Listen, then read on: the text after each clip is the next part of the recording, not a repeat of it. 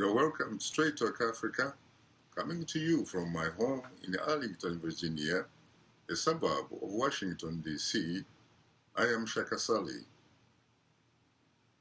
and today we reflect on the significance of the concept of Pan-Africanism. Joining us are two distinguished guests, Kumba Tule, coordinator for Africans Rising based in Dakar, the Senegalese capital, and Mamo Muchi, research professor in innovation studies at Swane University of Technology in Pretoria, South Africa.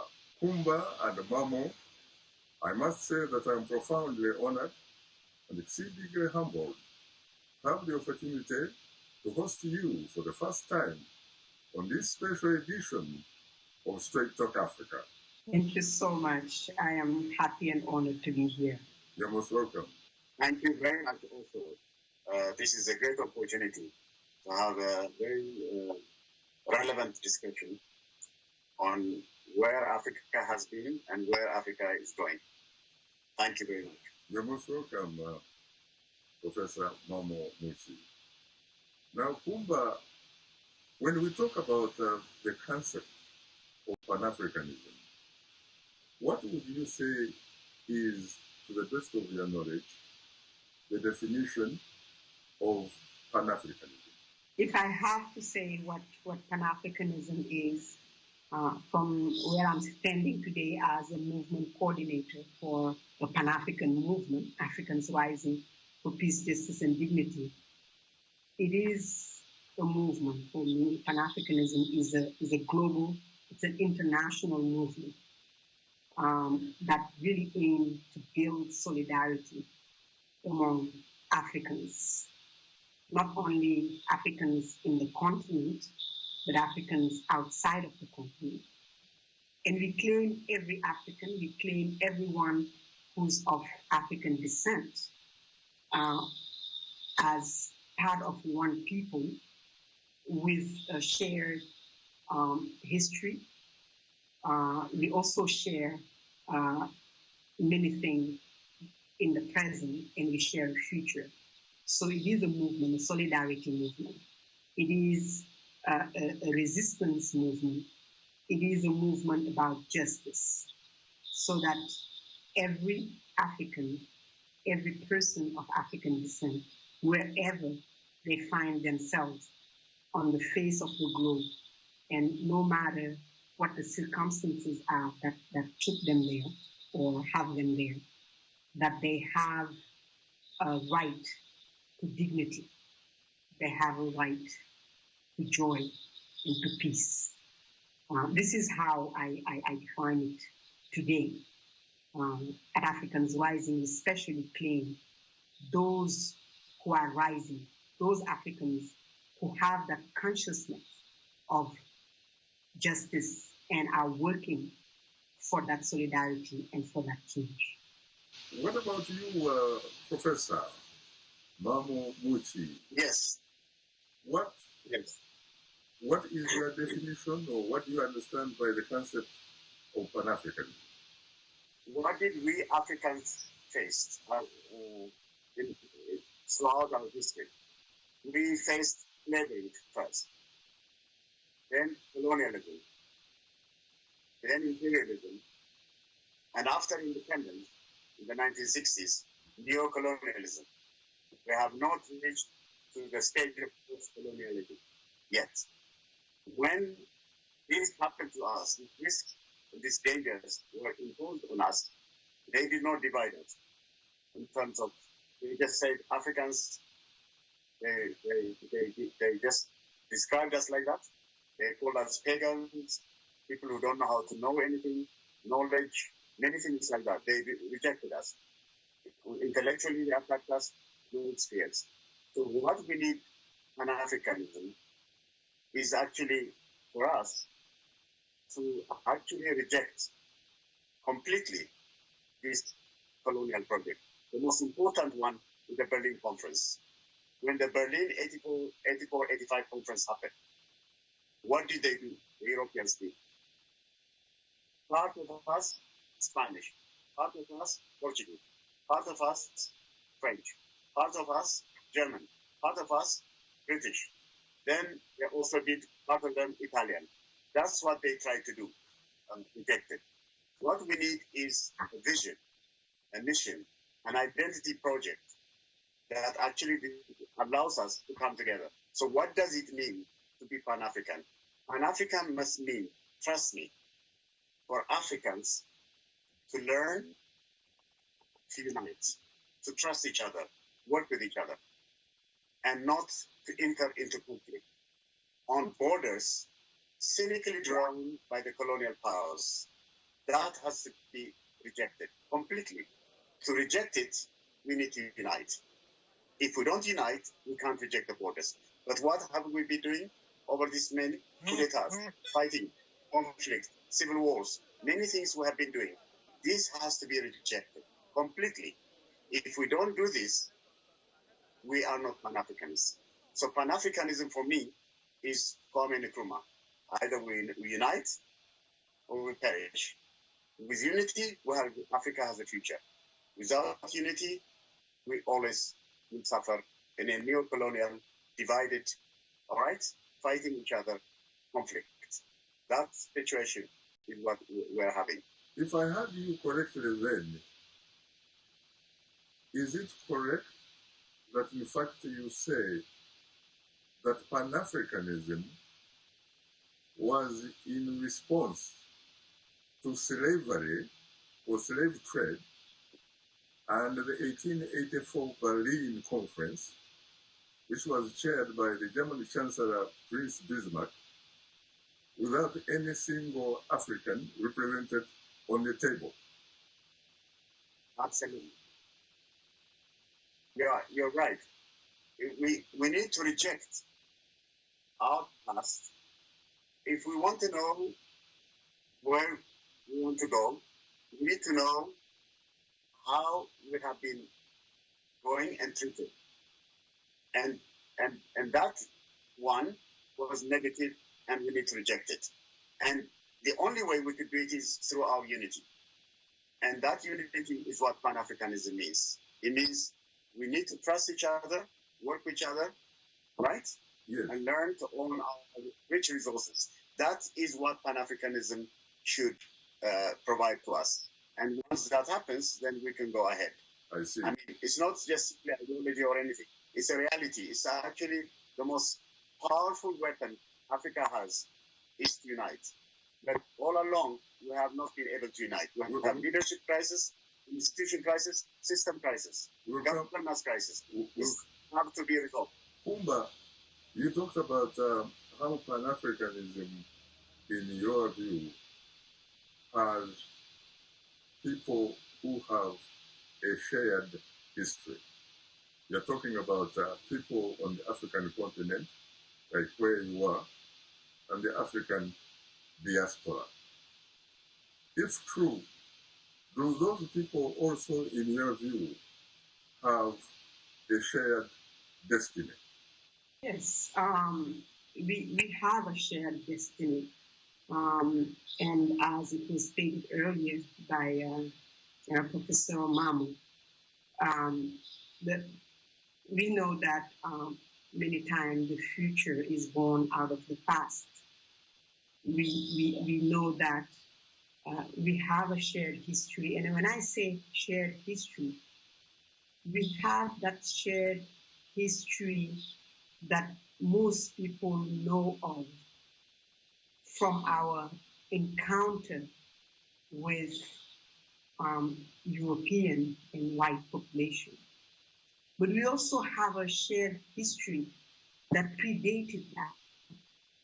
We have a long, long history of being African before slavery and have developed many, many engineered, many social ways, economic ways, you name it, artistic ways, spiritual ways of being that, yes, have been shaken and many things have been destroyed over the centuries of slavery, colonization, and post even neo-colonization imperialism today, but still very resilient, exist under our own nose, that shared history that we can still unearth and be inspired from to build a new society, not only for Africans, but for the whole world. So we have a shared destiny, and we have a destiny that if we build it, we would be the hope for a world that has an actual destiny.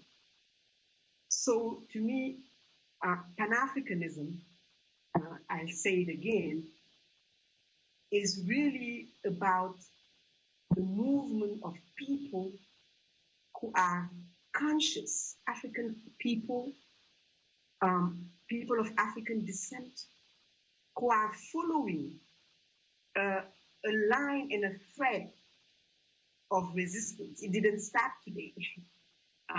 It started since we had to resist. But we are following that line of resistance and the knowledge that there is a possibility to come back together, to bring together what we have so that we can live, in dignified ways. We have a shared destiny as Africans, and we can build a destiny for a whole world. Professor Mamo, do you agree with Yes. your fellow panelist, Kumba, that Pan-Africanists, wherever they are, given their shared history, they also have a shared destiny? We had a shared history, Yes. and then from that shared history, we need to develop a shared destiny and a shared future. But on that side, we are very weak. We are not imagining. Also, we're not really understanding clearly the knowledge that's needed. And make those imagination guys synthesize them to be able to shape, design our future, our destiny. That side is weak. The country where I was born, Ethiopia, what don't we have? We have our own alphabet, our own calendar, right? Knowledge on astronomy. There's a book called Abu Shakal, extraordinary about the planets, even the naming them, all these things. Binary logic mathematics, the mathematical system that we use for this internet world came from Africa. What pharmaceutical knowledge, traditional medicine. I just don't want to go to all it. The knowledge heritage from Africa is very rich. All right? The struggle heritage is also very rich. The spiritual heritage is very rich. The philosophical heritage is very, very rich. The philosophies that will save not only Africa, the whole world comes from us. Ubuntu, math, many, many things, Sankofa, many of the extraordinary things that have been created in Africa.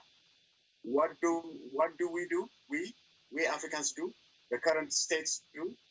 In the education system, it doesn't exist. We don't teach our children.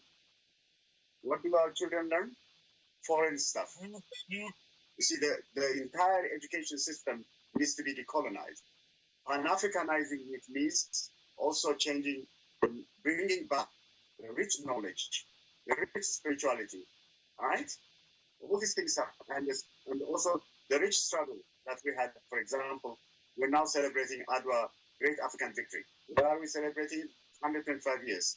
They said, sincerely speaking, let me just give you this concrete example. The Europeans said the defeat of it is not a defeat of Italy, it's a defeat of Europe. Why did they say it's a defeat of Europe? They said, how can these barbarians, these people who say that pagans, they don't know anything, how come they have the kind of quality leadership that makes them win when they don't have army. They don't have weapons. How did they manage to be? They walk on the street and then they defeated us. How can this happen? How come that these people who don't know anything, they don't have knowledge, can create it? So it was an intellectual victory. It was a leadership victory. And just a spiritual victory. That's why we call it Adwa. Adwa victory continues as part of the Pan-Africanism. You keep making references to the Battle of Ottawa of 1896. But you do not give us the context in which Ottawa becomes very important in African history and therefore in Pan-African history, especially because you are talking about a time when the gallant sons and daughters of Ethiopia defended their territory against the invasion of Italy. So why don't you put in context the Battle of Ottawa? I have seen, of course, Sankofa, a film made by your fellow Ethiopian, my friend Haile Gerima. Please put Sankofa in context for our audience. What was the Battle of Ottawa really and its Pan-African significance? I think the Battle of Ottawa is extremely significant because all Europeans, let me just give you one just complete. Look what a French historian on March 4, 1896, saying about the Battle of Ottawa and how he linked it to Africa as a whole. The defeat of the Italians by King Menelik is an event which you should keep in your memories, whatever. It is the waking up of Africa to meet what has been hitherto the disdainful seizure by Europeans of these countries, which we call barbaries. It must not be forgotten that in many of these countries, now reverted to barbarism, there formerly existed an extremely advanced civilization, and that Ethiopia in particular enjoyed throughout Africa great renown for its refinement and wealth. The defeat of the Italians by Menelik would be remembered in history forever. This victory will arouse the spirit of the Africans, who until today have been treated with contempt as pagans. Menelik's victory is a victory of all of Africa. This kind of commentary is going to be strongly evident in the future, since it travels fast with the wing of air across the desert. The news is known now from end to end in those African countries. In the future too, since it's known that Africa defeated Europe, it will create a sense of defense and raise the level of consciousness of millions of Africans. It is not comfortable to be happy with the defeat of the Italians. This defeat is ours, and that of others. It's a defeat of colonial Europe, and tomorrow's Europe too. You see, how come he actually expressed it as Pan-Africanism? And he's a French historian who's angry that by the defeat of Europe. And he says, it's not just a defeat now, it will be a defeat also tomorrow. Meaning Adwa victory, with great African victory continues. Why we say it like that is the following. Please understand me carefully.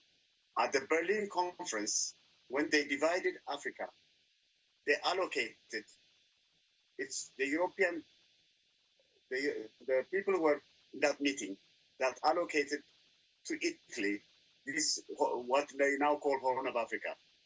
Somalia, Djibouti, Eritrea, now Ethiopia. Mm-hmm. Yes, they allocated it like that. Then when this defeat happened in half a day, it's extraordinary. What did they say? All of Europe, you will not believe it. The President Thabo Mbeki gave a brilliant lecture on the 125. And he covered how the world press covered it. You know what they said? This is a defeat of Europe and a defeat by Africa over Europe. How can these people who know nothing, and it's also an intellectual victory, they say. It's all, sincerely, they say it like that. Also leadership. How come Africans have this kind of leadership? What will this give big lessons to the rest of Africa to continue to fight? And definitely did.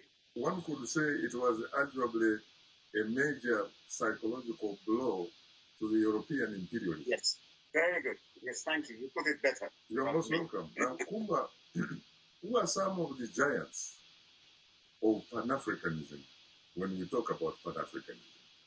We know, of course, that there are names like Marcus Garvey. There are names like George Hadimore. There are names like Sylvester Williams, Makonene. There are names like Dr. W.E.B. Du Bois. Who are the others, and especially those from the African continent? Of course, not forget the Osajefo, Dr. Kwame Nkrumah. Giants.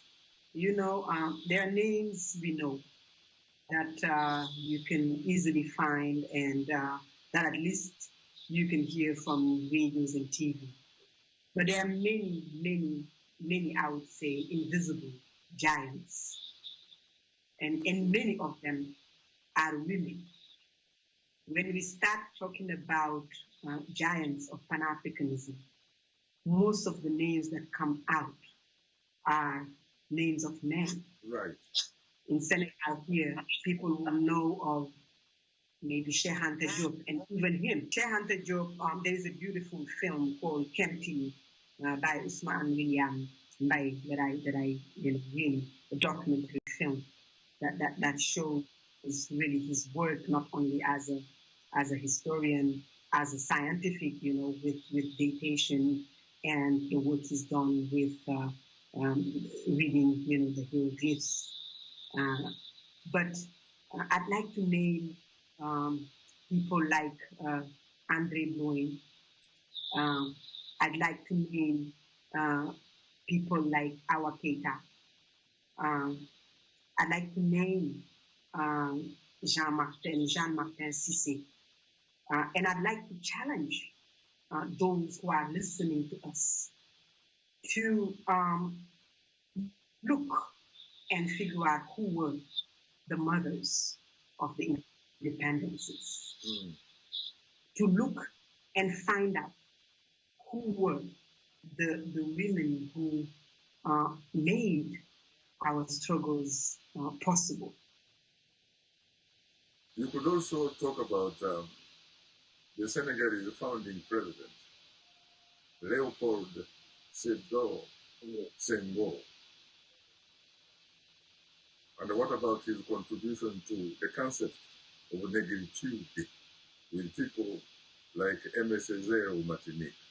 When you talk about Pan-Africanism, again, you have intellectual movements, you have people in schools and universities, and there is a lot of people who shared that time being students together, at least from, if we take it from West Africa, those who were students in France, that the group that worked on the negritude.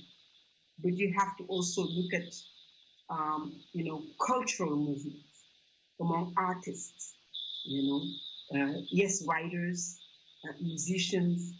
People might remember the festival of Black, Festival International in Senegal, the Black Art Festival that was done under Senghor. There are still documents and images of people from all over the diaspora, the Langston youths, the musicians, everybody meeting in Dakar.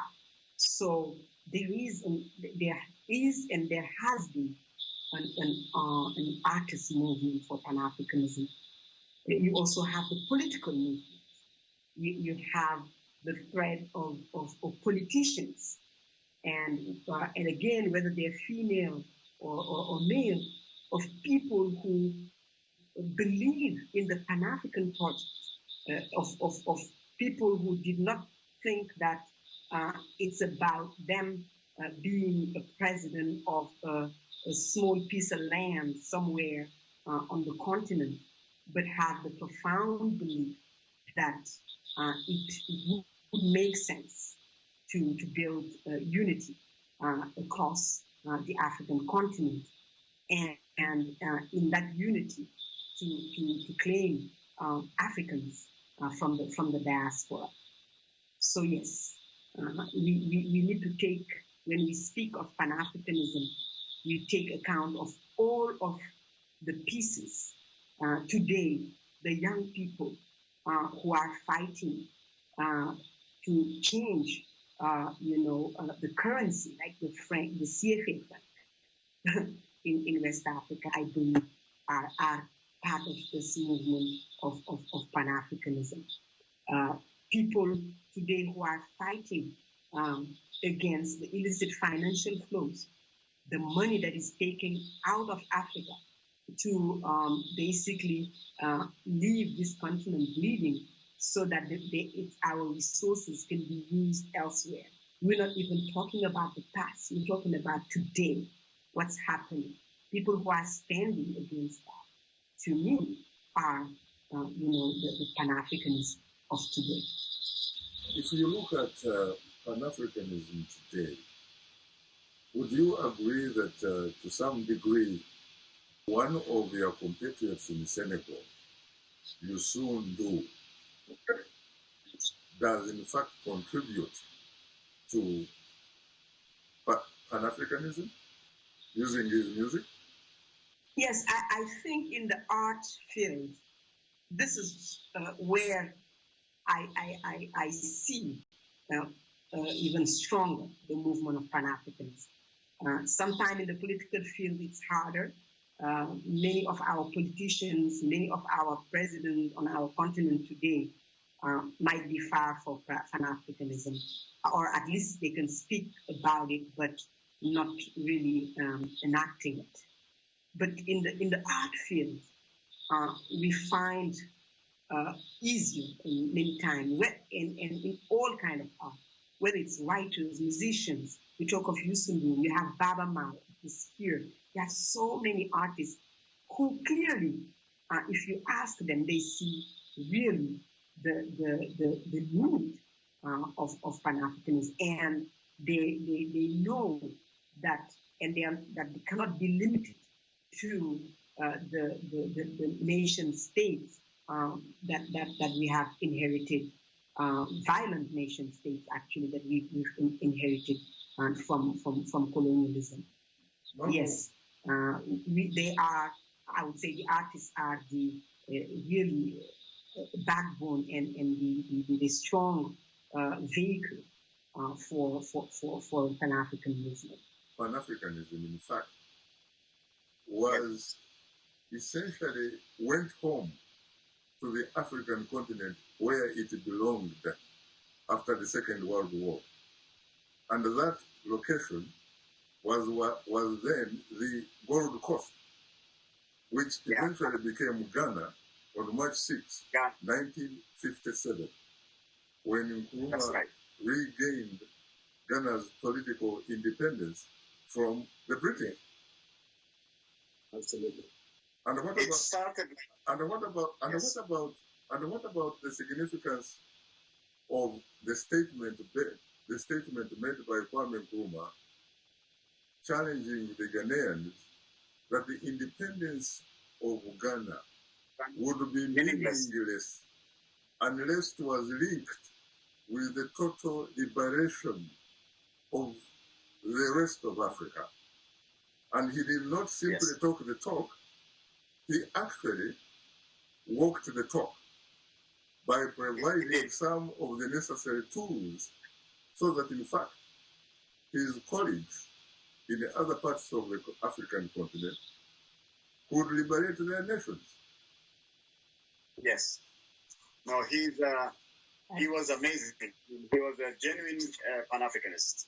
And it's amazing what he said. I just want to tell you what he said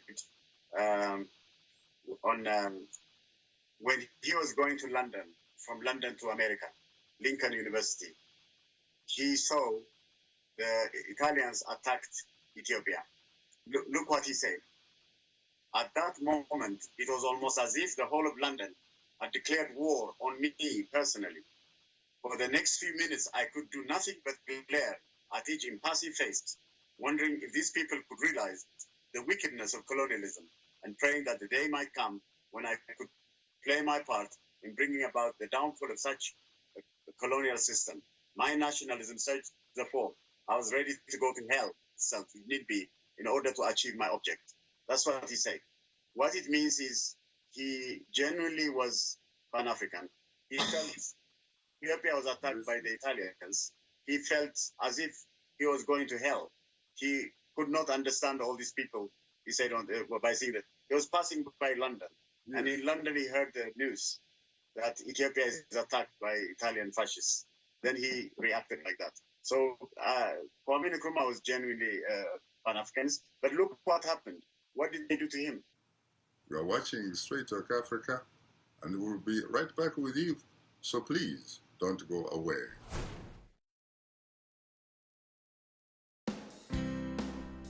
Health, wellness, sport, beauty, medical breakthroughs. Healthy Living cares about your well-being. What are the main health concerns in Africa and around the world? Find out the latest on coronavirus. Connect with our experts and ask them questions. How long does the virus stay? Join me, Linor Moudou, in Washington every week on Healthy Living, right here on VOA. You're welcome back to Straight Talk Africa, and today we reflect on the significance of the concept of Pan-Africanism. My guests are Kumba Tule, coordinator of Africans Rising, and from South Africa, Mamo Muchi, research professor in innovation studies at Tshwane University of Technology. Modern-day Pan-Africanist at the time was Colonel Gamal Abdel Nasser of Egypt. Yeah. You agree? Yes, I always have to bring us back maybe to today also. In my view and perception, there are many Pan-Africanists today. People who may be today in Ghana, but are supporting the struggle of people who are in Uganda today. People who may be in Senegal and are supporting the struggle of people in Cameroon. That spirit of Kwame Nkrumah, of Gamal Abdel Nasser has not died. It has multiplied. There are many people who believe in this and see that truth. Now, our challenge is to be able to get to the point where we can not only connect our struggle, but that they can get into a situation of power when they can be the one making the decision about our countries. The visibility of people like Nkrumah is connected to the fact that they were at the head of their country at the time. Today we are missing on this continent right now is people in politics, people in leadership situations that have the courage and the level of consciousness of those Pan-Africanists. What about the vision of those Pan-Africanists? The vision? Yeah, you are talking about the courage. What about also the vision? Yes, the consciousness first, to know what Mama was saying, that we have a shared history, to understand what are today the leaders on the African continent who have that knowledge, that consciousness, that vision, and that courage, who are in power for the people of Africa. That's who we are missing. And that's who the young people of Africa need to set. This is our job, to really make sure that we have at the head of our states, if we can call them states, people who that you need, people who are Pan-Africanists in the sense that we are talking about today, which means that they really consider that Africans, whoever they are, deserve the riches of Africa, that they deserve to live And having those kind of people in power is what would make a real African Union exist. And even the question about, United States of Africa, we can do better. We can do better than the United States itself if we are able to put in the kind of leadership that we really need. I was wondering, Momo, what would you say are some of the most important accomplishments by the Pan-Africanist movement or the Pan-African movement so far?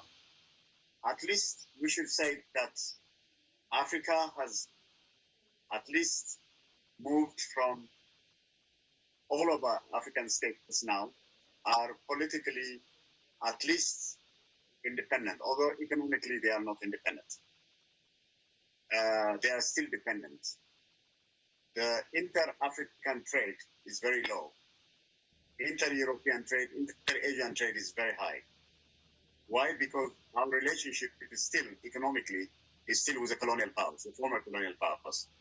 For example, the country where she is, Senegal and others, although they struggle in Senegal a lot, still the relationship is more stronger with the former colonial powers. So we have this situation now. Now, the important thing is we have achieved something together, which means political. Now what we need to achieve is economic independence also. And then all these efforts, at least on the talking side, on producing protocol, but the effort to try to make it, we even in the African Union, we have many protocols we do, but in actual fact, we don't get, we have not yet reached. We have now the inter-African trade, anything like that. In terms of realization, we're still at the stage where we should be. Kumba, the Organization of African Unity, which was founded in 1963 with the mandate or the goal of making sure that the entire African continent is politically decolonized. That goal was accomplished in 1994 when apartheid South Africa became independent and the Madiba, Nelson Mandela, became the first indigenous president of the Republic of South Africa. Now, the OAU has since been replaced by the African Union, whose goal is to bring about economic independence. What are your expectations of the African Union to accomplish its goal of bringing about economic independence for Africa? I have extremely high expectation of the African Union about liberation of this continent. And yes, when we talk about liberation today, and we talk about economic liberation, we mean that the riches of the African continent serve the African people first. We know that today, though, with the type of leadership that we have on this continent, we don't think that it's going to be very easy to get to that, because many of our leaders would rather serve those who are oppressing us. We said it earlier, we are lacking that vision, that courage. So the big job and the big work on this continent is to put in leadership people who are ready for African liberation in all of the senses of the word. And economic liberation doesn't happen alone. It happens with political liberation. Yes, there are independencies. And yes, we have big wins, with the anti-apartheid movement, with the fact that at least we don't have, friends being settled in Senegal and be the people that we have to respond to directly. But even our political liberation is not complete. The colonial project has taken a different form. It happens behind doors, and it is our own people that are used against us. Today, it's a challenge for an African who believes in Africa, who is a Pan-Africanist, who is someone who wants to make change happen, to be able to succeed, to be in power in an African country, let alone to stay there long enough to be able to push something different at the African Union. But change is on the way. It's going to happen. The same way people at a time didn't think that slavery would ever end, or the same way people at the time thought that the colonial project will never cease, the same way they thought that apartheid is the way to be and will be forever, the same way today people think that this world economic model that is enslaving us, people think that this is the way and it will continue. But we know that it will come a day where it will change and it will crumble, and we will work every day, every time, everything that we have, we will put it in there to make sure that that change also happens. Luckily, critics say that the only constant is change. And when you look at the demographic changes that are happening on the continent in tandem with social media, I think that those who are optimistic about changes have very good reason to be even hugely optimistic. What about you, Mamo? What do you think should happen in order for the African Union to deliver economic liberation for Africa, so that the people of Africa become the beneficiaries of their God-given wealth? Thank you. Thank you for the question, but our sister has explained it very nicely. And I just want to continue on her ideas. I think there's very, very important that the African Union must fund itself first. A lot of the funding still comes from outside. Correct. And if it comes from outside interests will continue to influence us. So the other key point is that 6 times more resources flow out of Africa than what comes in. We actually donate to the rest of the world. We're not donated. No, sincerely. And it's how many billions every year go out with the illicit financial flows. We are in a economic logic of debt, loan, and aid. We must get out of that. We don't need loan. We don't need debts to be indebted. All right? And we don't need aid. What we need to know is an economic strategy, an innovation system, a sustainable, integrated economy arrangement in Africa to agree like that. And if the African Union can actually do it, that would be wonderful. I remember attending the 50th anniversary of the OAU. I went to the African Union. But the discussions people were making were not practical, what I saw. Very good to produce protocols, but actually action-oriented ideas, not easy. For example, look whatever you say about Gaddafi, I mean, he wanted to create the African Afro.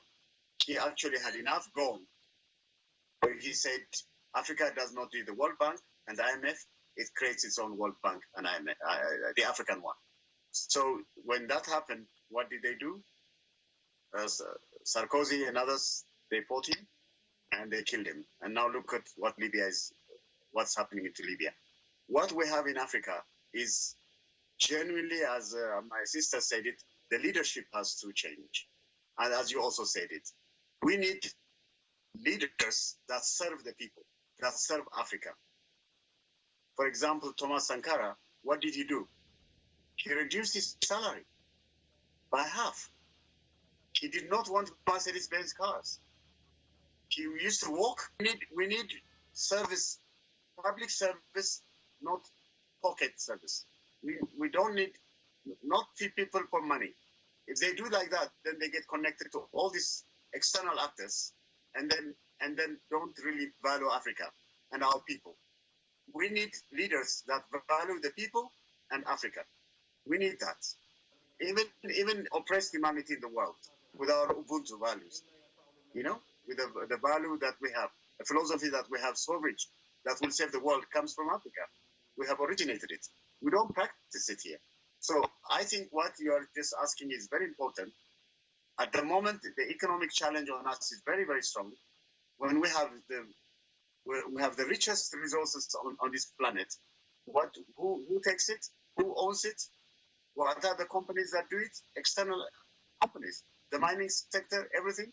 I'm simply saying to you is that unless we change this, and when we are uniting, we need economic unity too. And on the trade level, on the education level, on the technology level, on the inter-African mobility, we need to create many, many, many interesting things that need to be done. We're not doing it systematically. But we still want...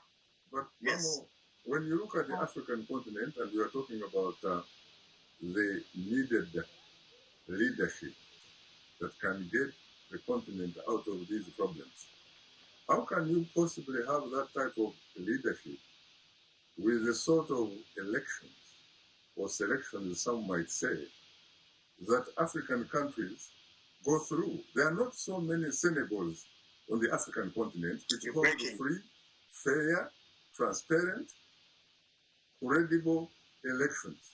We are talking about a continent where there is the absence of social, economic, political justice for all. Yes, you are so right. You're really touching it. The reality is that today, on the African continent, we have a hard time finding a country where we can be proud of our leaders, where we can name our leaders and say that they will stand for Africans. And that is the first thing we need to, we need to fight. And we are fighting. Nobody is standing still. You see what's happening in Uganda today. Senegal is no different than other countries. People have to fight every day to be able to maintain a semblance of justice. But we understand that that doesn't happen just by chance. We know that there are deep-rooted interests globally to make sure that the kind of leaders that stays or that comes into leadership in our countries but can stay are the ones that can serve the interests of the same one who colonizes. We understand that, and we need to be able to get out of that. And today, our own proposition is that there is a need for African unity, not just of African unity of states.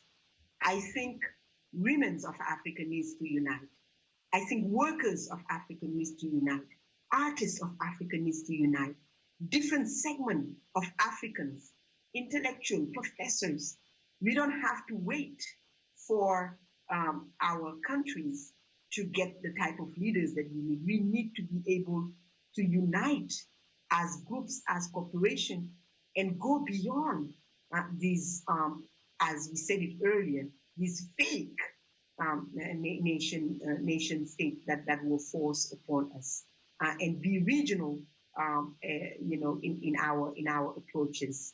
So, and this is what we need to push at the level of African Union and everywhere, to make sure that there is a space for the civil society groups, the movement, the organizations, the workers' unions to be able to unite and build that vision of a united Africa. Former US President Barack Hussein Obama has said that even prosperity without freedoms is a form of fundamental poverty. How do you react to that? To me, I believe in freedom and people being free to make choices is what will make the difference. There will be no prosperity without freedom. People have to be able to participate to the governance of their own lives, what belongs to them, how it needs to be used, what they want to do or don't want to do about their lives. When the prosperity is for all, of course, freedom is a component of it. For women, for young people, for people of different genders, different ethnicity, everyone needs to be free. And without that, there is no meaning to any prosperity. Thank you. What about you, Momo? I think the important thing is for us to also not ignore our own rich traditional knowledge about governance. Also, we should learn something from. We should contextualize it in the African setting. What are the kind of things that have been very useful, instead of now copying these Western political parties, forming so many political parties, all right, and then competing with each other, and then building political parties on the basis of ethnicity, on many things like that. Again, all these political parties getting foreign support and foreign interests and dividing us. No, this is not freedom. This is oppression. I'm telling you. What? Just give me a concrete example. I give you a concrete example. I'm not saying we should be like China, but China had two things. When they were Marxists, they used to give it to what they call Chinese characteristics. And when they, for something like 30 years, they did not want to link with the rest of the world. They want to sort themselves out. They need to find themselves out. We need in Africa something like that. And then what did they do? After 30 years, in 1978, Deng Xiaoping said, let's open our economy.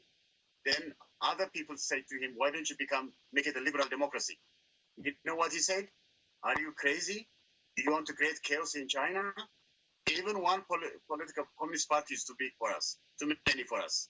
What we need, he said, no, sincerely, what we need is all of us must learn how to agree, even when we disagree, to re-agree. The main project is the people to eradicate poverty and to make sure China is secure. That's what we need to do. And then now in last year, in 2020, China eradicated poverty. What we need is, and then take also from Norway, when they got oil, one little oil, they don't have resources like we have. They had a 1-year debate what to do. They created what they call the Sovereign Wealth Fund. And what did that fund mean? Is a fund, should we give it to the state? No. Should we give it to the companies? No. What should we do? The people of Norway. Now, if you go to Norway, everyone is rich. The whole Scandinavia, they have what they call a social democratic system where you have no problem. Everybody is secure.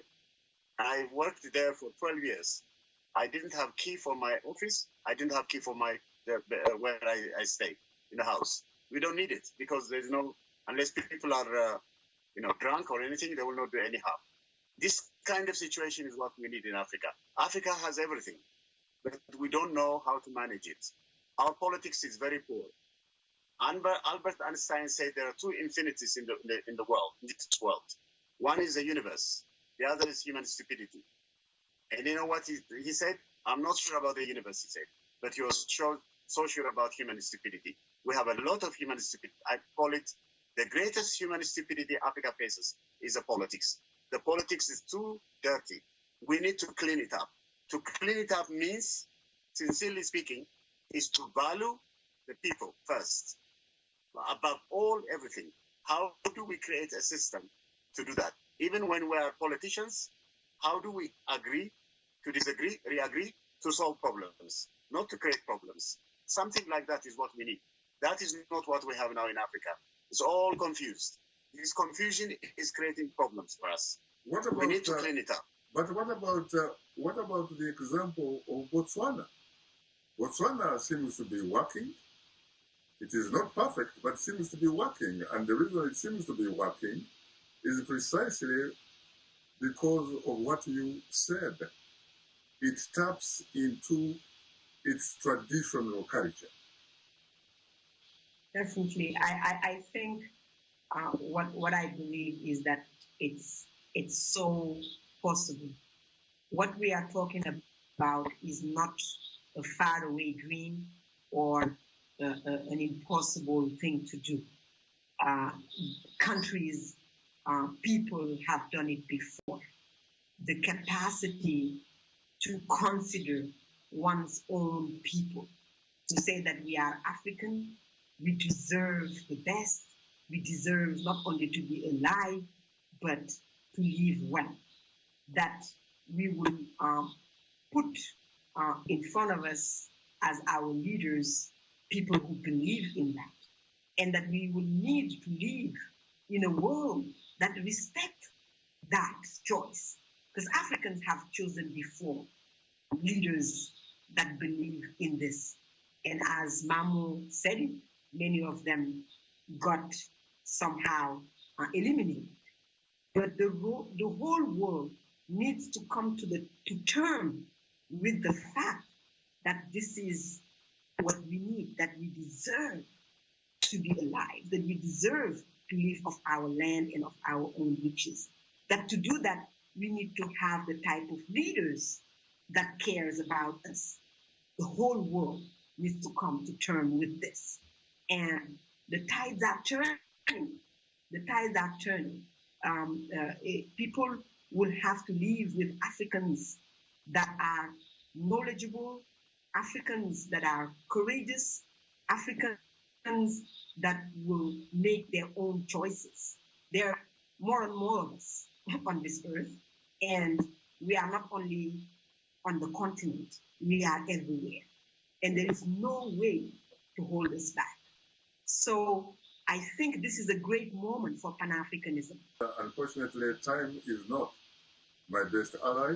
For that, I have to say that I'm profoundly honored and exceedingly humbled to have had the opportunity to host you on this special edition of Straight Talk Africa for the first time. Thank you. Thank you so much for having us. Thanks to our audience for joining our conversation on Straight Talk Africa. In the meantime, get better, not bitter, Africa. And please, please, let's keep the African hopes alive.